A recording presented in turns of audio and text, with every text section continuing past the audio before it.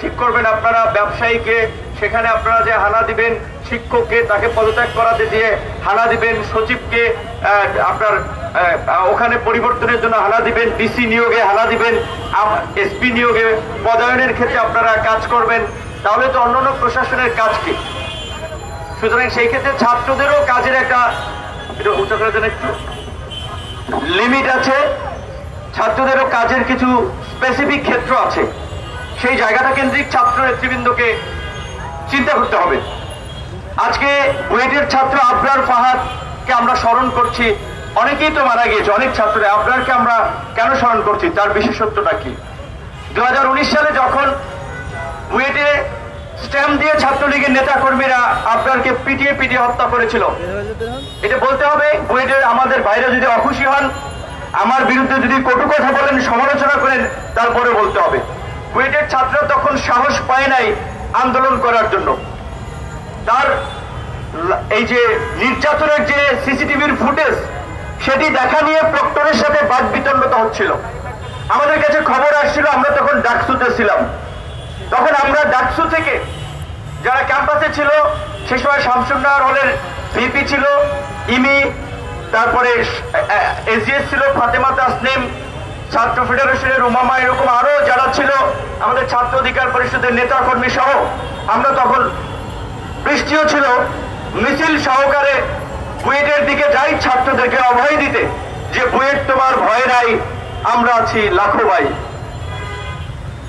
তখন আমরা বৃষ্টির মধ্যেও মিছিল করে পরিষ্কারভাবে আলটিমেটাম দিয়েছিলাম যে আবরারের হত্যাকারীদেরকে গ্রেফতার করতে হবে, এবং আবরারের হত্যাকাণ্ডকে কেন্দ্র করে আপনারা দেখেছিলেন, আমরা যখন প্রতিবাদ করছিলাম, খুনিরাও কালো পতাকা শোক মিছিল করেছিল। এই যে গত 1.5 দশক না, শুধু তার আগেও যখন আওয়ামী লীগ ক্ষমতায় ছিল, ছাত্রলীগ, যুবলীগ এবং আওয়ামী লীগের যে বেপরোয়া কর্মকাণ্ড, এটা আজকে নতুন না, তারা যখনই সুযোগ পেয়েছে সেই একই কাজগুলো করেছে। সুতরাং আজকে যে ছাত্রলীগকে নিষিদ্ধ করার দাবি, এই দাবি অবশ্যই যৌক্তিক এবং এই দাবি বাস্তবায়ন করতে হবে। আমরা দেখেছি মুক্তিযুদ্ধের পরপর 75 সালে মুক্তিযুদ্ধের, অবশ্যই তিনি একজন অবিসংবাদিত নেতা ছিলেন, কিন্তু মুক্তিযুদ্ধের পর তার যে বিতর্কিত ভূমিকা, হত্যা, গুম, খুনের মাধ্যমে একদলীয় শাসন বাকশাল কায়েমে যে জঘন্য বর্বরতা চালিয়েছেন, এই কারণে মাত্র 3 বছরের মাথায় তিনি একজন ঘৃণার পাত্রে পরিণত হয়েছিলেন, যার ফলেই তাকে জীবন দিতে হয়েছিল। ভাগ্যের কি নির্মম পরিহাস, তার কন্যা শেখ হাসিনাও গণবিক্ষোভের মুখে প্রাণ বাঁচাতে দেশ ছেড়ে পালিয়ে গিয়েছেন। এই যে আওয়ামী লীগের যে ফ্যাসিস্ট চরিত্র, এটা তার জেনেটিক্যাল ক্যারেক্টার। সুতরাং 2 বার আমরা দেখেছি আওয়ামী লীগকে আর রাজনীতির সুযোগ দেওয়া যাবে না, যাবে না, যাবে না।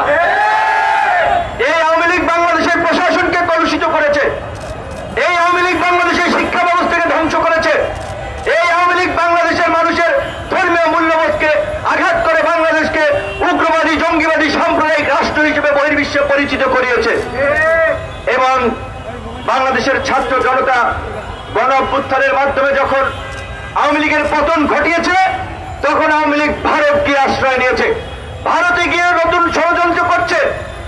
এসবি প্রধান মনির কিংবা স্বরাষ্ট্রমন্ত্রী আসাদুজ্জামান খান কামাল, শেখ হাসিনা, ওবায়দুল কাদের, সবার নিরাপদ আশ্রয়স্থল হয়েছে এখন ভারত। তো কাজী ভারতকে আমরা পরিষ্কারভাবেই বলতে চাই, তারা যদি আমাদের সাথে বন্ধুত্ব করতে চায়, সেই বন্ধুত্ব হবে মর্যাদার ভিত্তিতে, গোলামীর ভিত্তিতে নয়। আজকে আবরার ফাহাদ ভারতীয় আগ্রাসনের বিরুদ্ধে আন্দোলন, লড়াই, সংগ্রামের প্রতীক। 7ই অক্টোবরকে আমরা আগ্রাসন প্রতিরোধ দিবস হিসেবে প্রতি বছর আমরা পালন করব।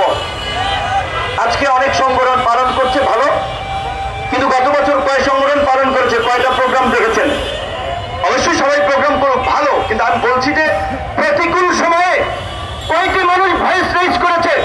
ঢাকা বিশ্ববিদ্যালয়ের ডাকসুতে 2019 সালের 22শে ডিসেম্বর বর্বর হামলার শিকার হয়েছিলাম। কয়জন ছাত্র তরুণকে প্রতিবাদ করতে দেখেছেন? পরিস্থিতির কারণে ঠিক অনেকেই করতে পারে নাই, আজকে কথা বলছে, এটি ভালো দিক, কিন্তু অবশ্যই সেটা যৌক্তিকতার ভিত্তিতে সামগ্রিক প্রেক্ষাপটকে বিবেচনা করে মাথায় রেখে কথা বলতে হবে। এই সরকারকে ব্যর্থ এবং অকার্যকর করার জন্য নানান ধরনের তৎপরতা, দেশি বিদেশি তৎপরতা চলছে, কারণ এই সরকারকে ব্যর্থ করে আরেকটা নিয়ন্ত্রিত নিয়ন্ত্রিত সরকার কিংবা তারপরে